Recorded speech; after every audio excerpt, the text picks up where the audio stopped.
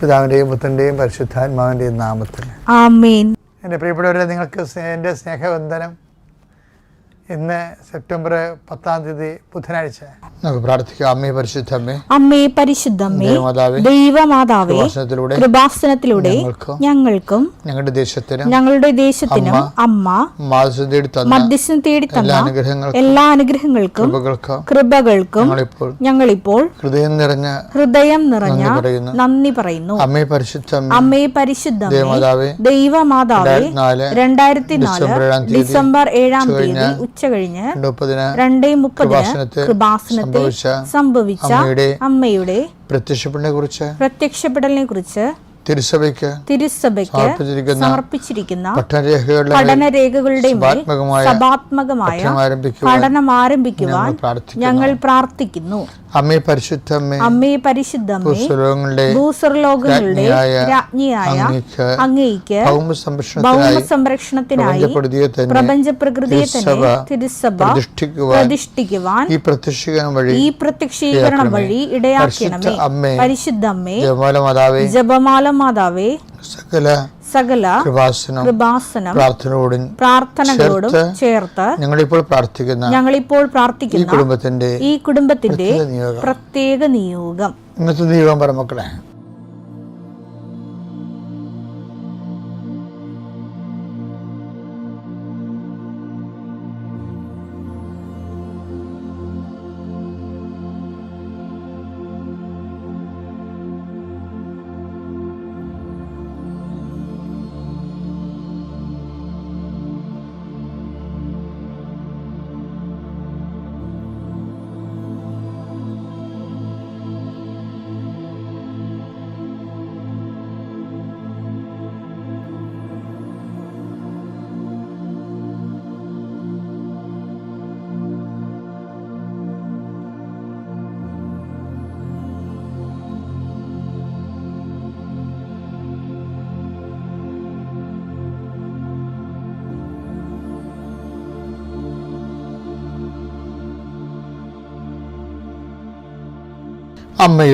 അമ്മയുടെ പ്രത്യക്ഷീകരണത്തിന്റെ ഈ അനുഗ്രഹവേളയിൽ ഞങ്ങൾക്ക് സാധിച്ചു തരുവാൻ കനിയണമേ. ആമേൻ. വിശ്വാസ പ്രമാണം. സർവശക്തനായ പിതാവും ആകാശത്തിന്റെയും ഭൂമിയുടെയും സൃഷ്ടാവുമായ ദൈവത്തിൽ ഞാൻ വിശ്വസിക്കുന്നു. അവിടുത്തെ ഏകപുത്രനും ഞങ്ങളുടെ കർത്താവുമായ ഈശോമിശിഹായിലും ഞാൻ വിശ്വസിക്കുന്നു. ഈ പുത്രൻ പരിശുദ്ധാത്മാവിനാൽ ഗർഭസ്ഥനായി കന്യകാമറിയത്തിൽ നിന്ന് പിറന്ന് പൊന്തിയോസ് പീലാത്തോസിന്റെ കാലത്ത് പീഡകൾ സഹിച്ച് കുരിശിൽ തറയ്ക്കപ്പെട്ട് മരിച്ച് അടക്കപ്പെട്ട് പാതാളങ്ങളിൽ ഇറങ്ങി മരിച്ചവരുടെ ഇടയിൽ നിന്ന് 3-ാം നാൾ ഉയർത്ത് സ്വർഗത്തിലേക്ക് എഴുന്നള്ളി സർവശക്തിയുള്ള പിതാവായ ദൈവത്തിന്റെ വലതുഭാഗത്തിരിക്കുന്നു. അവിടെ നിന്ന് ജീവിക്കുന്നവരെയും മരിച്ചവരെയും വിധിക്കുവാൻ വരുമെന്നും ഞാൻ വിശ്വസിക്കുന്നു. പരിശുദ്ധാത്മാവിലും ഞാൻ വിശ്വസിക്കുന്നു. വിശുദ്ധ കത്തോലിക്കാ സഭയിലും പുണ്യവാന്മാരുടെ ഐക്യത്തിലും പാപങ്ങളുടെ മോചനത്തിലും ശരീരത്തിന്റെ ഉയർപ്പിലും നിത്യമായ ജീവിതത്തിലും ഞാൻ വിശ്വസിക്കുന്നു. ആമേൻ. സ്വർഗ്ഗസ്ഥനായ ഞങ്ങളുടെ പിതാവേ, അങ്ങയുടെ നാമം പൂജിതമാകണമേ. അങ്ങയുടെ രാജ്യം വരണമേ. അങ്ങയുടെ തിരുമനസ് സ്വർഗത്തിലെ പോലെ ഭൂമിയിലും ആകണമേ. അന്നു വേണ്ടുന്ന ആഹാരം ഇന്ന് ഞങ്ങൾക്ക് തരണമേ. ഞങ്ങളോട് തെറ്റ് ചെയ്യുന്നവരോട് ഞങ്ങൾ ക്ഷമിക്കുന്നത് പോലെ ഞങ്ങളുടെ തെറ്റുകൾ ഞങ്ങളോടും ക്ഷമിക്കണമേ. ഞങ്ങളെ പ്രലോഭനത്തിൽ ഉൾപ്പെടുത്തരുതേ, തിന്മയിൽ ഞങ്ങൾ രക്ഷിക്കണമേ. ആമേൻ. നന്മ നിറഞ്ഞ മറിയമേ, സ്വസ്തി. കർത്താവ് അങ്ങയുടെ കൂടെ സ്ത്രീകളിൽ അങ്ങ് അനുഗ്രഹിക്കപ്പെട്ടവളാകുന്നു. അങ്ങയുടെ ഉദരത്തിൻ ഫലമായി ഈശോ അനുഗ്രഹിക്കപ്പെട്ടവനാകുന്നു. പരിശുദ്ധ മറിയമേ, തമ്പുരാന്റെ അമ്മേ, പാപികളായ ഞങ്ങൾക്ക് വേണ്ടി ഇപ്പോഴും ഞങ്ങളുടെ മരണസമയത്തും തമ്പുരാനോട് അപേക്ഷിക്കണമേ. ആമേൻ. കർത്താവേ, നിന്റെ ഉന്നതമായ നാമത്തിന് സ്തോത്രം ചെയ്യുന്നു. കർത്താവേ, നിന്റെ വിശുദ്ധ പൗരോഹിത്യത്തെ മഹത്വപ്പെടുത്തണമേ. 39 വർഷം ഞാൻ അർപ്പിച്ച കൃപാനയുടെ യോഗ്യതയാൽ കൃപാസ്ഥാനത്താരെ ജീവനോടെ പ്രത്യക്ഷപ്പെട്ട പരിശുദ്ധയുടെ മാധ്യസ്ഥത്തിൽ നടന്ന 10,000-കണക്കിന് ആരാധന ശക്തിയാൽ കർത്താവ് ഞങ്ങൾ നടത്തിയിട്ടുള്ള അഖണ്ഡ ജപമാലയുടെ യോഗ്യതയാൽ ലക്ഷക്കണക്കിന് ജപമാലകളുടെ ശക്തിയാൽ കർത്താവെ, അങ്ങ് മരിച്ചവരെ പോയി ഉയർപ്പിച്ചുകൊണ്ട് വരുന്ന രീതിയിൽ കോമാ സ്റ്റേജിൽ പോയിരുന്നവരെ കർത്താവ് ഉടമ്പടിയോടെ തിരിച്ചു കൊണ്ടുവരുന്നുണ്ട് ഈശോയെ. ആശുപത്രിയിലുള്ള രോഗികളെല്ലാം സംബന്ധിച്ച് പ്രാർത്ഥിക്കുന്നു ഈശോയെ. കുടുംബങ്ങളിൽ കിടപ്പായിപ്പോൾ രോഗികളെ സംബന്ധിച്ച് പ്രാർത്ഥിച്ചാൽ രോഗി കിടന്നു പോയതിൻ്റെ പേരിൽ ഇപ്പോൾ ജോലിക്ക് അവിടെ ബൈസ്റ്റാൻഡറായിട്ടുള്ളവർക്ക് ആ രോഗിയെ നോക്കുന്നവർക്ക് ജോലിക്ക് പോകാൻ പറ്റാത്ത രീതിയിൽ സാമ്പത്തികമായ തകർച്ചയും കടങ്ങളും വന്നിട്ടുള്ളവർ എന്ത് ചെയ്യും, എങ്ങനെ ജീവിക്കുമെന്നൊരു എത്തും വരില്ല, വിഷമിക്കുന്നുണ്ട് ഈശോയെ. മക്കളില്ലാത്തവരെ സംബന്ധിച്ച് പ്രാർത്ഥിക്കുന്ന ഈശോയെ, ഇന്ന് 28 കൊല്ലമായിട്ട് മക്കളില്ലാത്ത ഒരാൾക്ക് ഞാൻ പ്രാർത്ഥിച്ചു കർത്താവ്. എന്നിട്ട് 28ാമത്തെ കൊല്ലവും പോലും കർത്താവെ അവരുടെ കണ്ണുനീര് കണ്ടാൽ നമുക്ക് സഹിക്കാൻ പറ്റത്തില്ല. കാര്യം അങ്ങനെയുള്ളവർ 28ാമത്തെ കൊല്ലവും അവർക്ക് ഒരു കുഞ്ഞിന് വേണ്ടി പ്രാർത്ഥിക്കുന്നുണ്ടെങ്കിൽ ആ ഒരു കുഞ്ഞിന് വേണ്ടി എന്തുമാത്രം ആഗ്രഹിക്കുന്നുണ്ട് ദൈവമേ. കർത്താവ് അവരെല്ലാം നീ സന്ധിക്കണമെന്ന് പ്രാർത്ഥിക്കുന്നു. അങ്ങക്ക് അസാധ്യമായ ഒന്നുമില്ല. ഈ കല്ല് നെബ്രാസാദിൽ ജനിപ്പിക്കുവാൻ ദൈവത്തെ കഴിയുന്നവരുടെ ദൈവത്തിൻ്റെ വാക്കിൽ ഞങ്ങൾ വിശ്വസിച്ചുകൊണ്ട് കർത്താവ് ഈ ആശീർവാദത്തെ കർത്താവ് മക്കളില്ലാത്ത എല്ലാ ദമ്പതികളെയും നീ ആശീർവദിക്കണമെന്ന് പ്രാർത്ഥിക്കുന്നു. അവർക്കെല്ലാം അവരുടെ കുഞ്ഞുങ്ങളുണ്ടാവുകയും അവർ നിന്നെ മഹത്വപ്പെടുത്തുകയും ചെയ്യട്ടെ. നിത്യം പിതാവും പുത്രനും പരിശുദ്ധാത്മാവായ സർവേശ്വരായി നീക്കുവാമീൻ. ക്രിസ്തുവിൽ വളരാൻ വേണ്ടി അതെങ്ങനെ പ്രയോജനപ്പെടുന്നു? ഫിലിപ്പ് 4:11 എടുത്തേ. എനിക്ക് എന്തെങ്കിലും കുറവുള്ളത് കൊണ്ടല്ല ഞാനിത് പറയുന്നത്. എനിക്കധികം കുറവുള്ളതുകൊണ്ടല്ല ഞാനിത് പറയണത്. കാരണം ഏത് സാഹചര്യത്തിലും അപ്പൊ പരാജയം വന്നാലും വിജയം വന്നാലും സംതൃപ്തിയോടെ കഴിയാൻ. പരാജയം വന്നാലും ഇപ്പൊ പൊതുജീവിതത്തിൽ നമ്മൾ പരാജയപ്പെടാം, കുടുംബത്തിൽ വിജയിക്കാം. ചിലപ്പോൾ കുടുംബത്തിൽ പരാജയപ്പെടാം, പൊതുജീവിതത്തിൽ വിജയിക്കാം. അപ്പൊ ഏത് സാഹചര്യത്തിലും പിന്നെ നമുക്ക് എന്താ വേണ്ടത്? സംതൃപ്തിയോടെ കഴിയാൻ ഞാൻ പഠിച്ചിട്ടുണ്ട്. അഥവാ ദൈവം എന്നെ പഠിപ്പിച്ചിരുന്നേ പറയണതേ.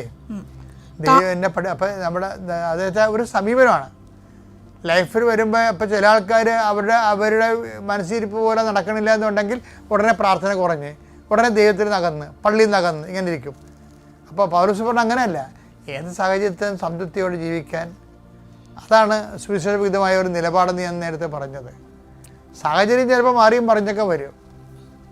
പക്ഷെ നമ്മളെ ദൈവത്തിൻ്റെ സന്നിധിയിൽ നമ്മുടെ ഗ്രാഫ് ഉയർന്നതിനെ നിൽക്കണം. പൗലോസ് പറയണതെന്ന് വെച്ചാൽ ഇങ്ങനെ ജീവിക്കാൻ, താഴ്ന്നതിലും ജീവിക്കാൻ എനിക്കറിയാം. അതുപോലെ എനിക്ക് നല്ല പരിശീലനം ലഭിച്ചിട്ടുണ്ട്. അപ്പം ദൈവാനുഭവങ്ങളെല്ലാം അദ്ദേഹം പരിശീലനമായിട്ടാണ് കാണുന്നത്. വിജയപരാജയങ്ങളെയെല്ലാം സുവിശേഷം പരിശീലനമായിട്ടാണ് കാണുന്നത്. എന്തിനു വേണ്ടിയാണ്? ഏത് സാഹചര്യത്തിലും ആ പരിശീലനം ലഭിച്ചതിന് മാത്രമേ അവൻ കമാൻഡറായിരിക്കും, അവൻ സംതൃപ്തനായിരിക്കും. ഇപ്പം ചൈനക്കാർ പറയുവേ ഒരു പഴമൊഴി, നീ ഒരു പന്നിക്കുഞ്ഞിനും ആവശ്യത്തിലേറെ ഭക്ഷണം കൊടുക്കുക, ഒരു മനുഷ്യക്കുഞ്ഞിനും ആവശ്യത്തിലേറെ ഭക്ഷണം കൊടുക്കുക. അവസാനം സംഭവിക്കും, അവസാനം നിനക്ക് വെട്ടാൻ പറ്റിയ ഒരു നല്ല പന്നിയെ കിട്ടും. അതുപോലെ തന്നെ നശിപ്പിൻ്റെ സന്ധതയായിട്ടുള്ള ഒരു മനുഷ്യനെയും കിട്ടും. അപ്പം അതായത് ഓരോ രീതികളിൽ നമ്മൾ ആഗ്രഹിക്കുന്നതൊക്കെ കിട്ടി അതനുസരിച്ച് നമ്മൾ വളർന്നു വരുമ്പോൾ സ്വാഭാവികമായിട്ടും ജീവിതം നമ്മളെ കീഴടക്കി കളയും. അതുകൊണ്ടാണ് പല ആൾക്കാർക്കും പൊരുത്തപ്പെടാൻ പറ്റണില്ല, സാഹചര്യങ്ങളൊക്കെ പൊരുത്തപ്പെടാൻ പറ്റണില്ലല്ലോ. എനിക്ക് ചില സമയത്ത് തോന്നിയിട്ട്, ഇൻക്ലൂഡിങ് മൈസെൽഫ്, എല്ലാവർക്കും ഒരു പട്ടാളത്തിൻ്റെ ട്രെയിനിങ് കിട്ടുന്നുണ്ട് ഇന്ത്യയിൽ മൊത്തം ആൾക്കാർക്ക്. ഇപ്പം അങ്ങനെ ആരോ പറഞ്ഞിട്ടുണ്ട്, ഇപ്പോൾ നമ്മുടെ ഇന്ത്യൻ ഭരണതലത്തിലുള്ള ആൾക്കാർ പറഞ്ഞിട്ടുണ്ട് എല്ലാവർക്കും ഒരു പട്ടാളത്തിൻ്റെ ട്രെയിനിങ് കിട്ടണമെന്ന്. നമ്മുടെ വീട്ടിലൊക്കെ ഈ ബിസ്ക്കറ്റ് പിള്ളേരുടെ അമൂൽ ട്രെയിനിങ് അല്ലേ കിട്ടണത് നമുക്ക്. അപ്പം അങ്ങനെ വരുമ്പോൾ അവരൊന്നും ഉൾക്കൊള്ളാൻ പറ്റത്തില്ല. അവർക്ക് എല്ലായിടത്തും അവർ ഡർബാറായിരിക്കണം, എല്ലാവർക്കും കിട്ടണം. ഈ വാങ്ങിക്കുന്നവൻ എപ്പോഴും വാങ്ങിച്ചുകൊണ്ടേയിരിക്കും. അപ്പോഴും അവർക്ക് ഒരിക്കലും പൊരുത്തപ്പെടാൻ പറ്റത്തില്ല സാഹചര്യത്തോട്. അപ്പോൾ അതുകൊണ്ടാണ് പൗലോസ് പറയുന്നത്, ഏത് സാഹചര്യത്തിലും സാഹചര്യം മാറിയാലും ആധ്യാത്മികതയുടെ ഏറ്റവും വലിയ ഒരു മാനദണ്ഡം അതാണ്. ഒരാൾ ആധ്യാത്മികനാണോ അല്ലയോ എന്നറിയണത് എങ്ങനെയാണ്? സാഹചര്യം മാറിയാലും അയാൾക്ക് സംതൃപ്തി മാറുന്നില്ലേടാ.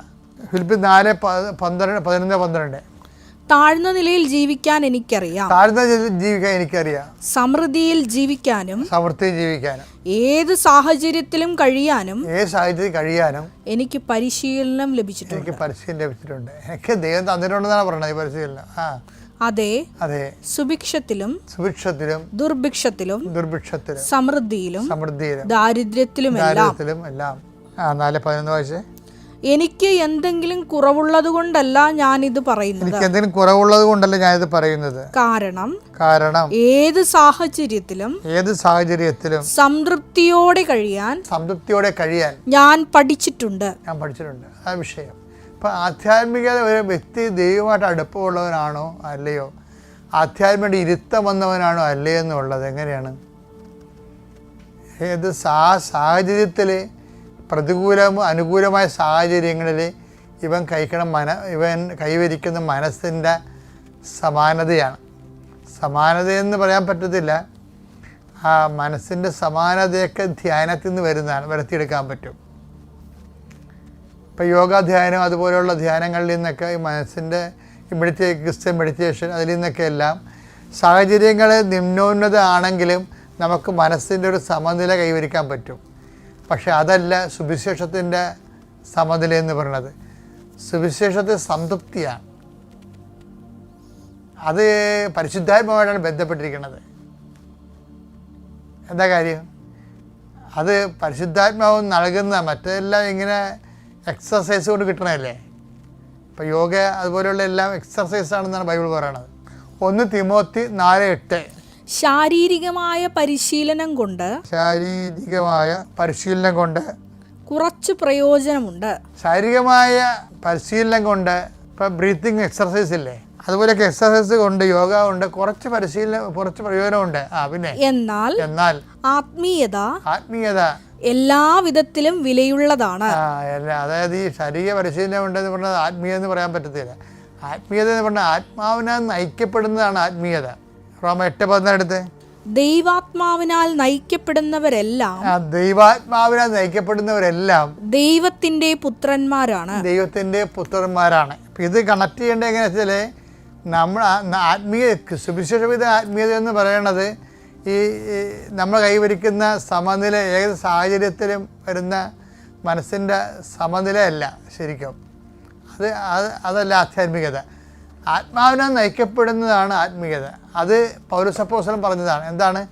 ഏത് സാഹചര്യത്തിലും 4:11 പറഞ്ഞില്ലേ, ഫിലിപ്പിയർ 4:11, ഏത് സാഹചര്യത്തിലും സംതൃപ്തിയോടെ ജീവിക്കാൻ എനിക്ക് നല്ല പരിശീലനം ലഭിച്ചിട്ടുണ്ട്. ഈ പരിശീലനം എന്ന് പറഞ്ഞാൽ എന്താണ് ശരിക്കും പറഞ്ഞാൽ ലഭിച്ചിരിക്കുന്നത്? അതായത് ഈശോ പറഞ്ഞില്ലേ, ഈ വെള്ളം കുടിക്കണവന് ഇനി അതൃപ്തി ഉണ്ടാകും. സംതൃപ്തിയാണല്ല വിഷയം. ഈ വെള്ളം കുടിക്കണവന് ഇനി അതൃപ്തി ഉണ്ടാകും. ഞാൻ തരുന്ന വെള്ളം കുടിക്കുന്നവന് അതൃപ്തി ഉണ്ടാകത്തില്ല, എന്നുവെച്ചാൽ സംതൃപ്തി ഉണ്ടാകുമെന്നാണ്. യോഹന്നാൻ 4:13 എടുത്തേ. യേശു പറഞ്ഞു യോഹന്നാൻ 4:13 യേശു പറഞ്ഞു, ഈ വെള്ളം കുടിക്കുന്ന ഏവനും വീണ്ടും ദാഹിക്കും. അസംതൃപ്തി ഉണ്ടാകുമെന്നാണ്, തൃപ്തി ഉണ്ടാകത്തില്ല എന്നാണ്, വീണ്ടും ദാഹിക്കുമെന്നാണ്. അപ്പോൾ പൗലോസ് അപ്പോസ്തലൻ പറയുന്നത് ഫിലിപ്പിയർ 4:11 എന്താണ്? ഏത് സാഹചര്യത്തിലും സംതൃപ്തിയോടെ ജീവിക്കാൻ എനിക്ക് നല്ല പരിശീലനം ലഭിച്ചിട്ടുണ്ടെന്ന് പറയുമ്പോൾ ആ സംതൃപ്തി എന്ന് പറയുന്നത് പരിശുദ്ധാത്മാവിലുള്ളതാണ് ശരിക്കും പറഞ്ഞാൽ. ഇപ്പം ക്രിസ്തീയ സംതൃപ്തിയുടെ അടിസ്ഥാനം എന്ന് പറയുന്നത് പരിശുദ്ധാത്മാവിൻ്റെ നിറവാണ്. അത്യപൂർവ ദൈവാനുഭവങ്ങൾ ഇനി നിങ്ങൾക്കും സ്വന്തം.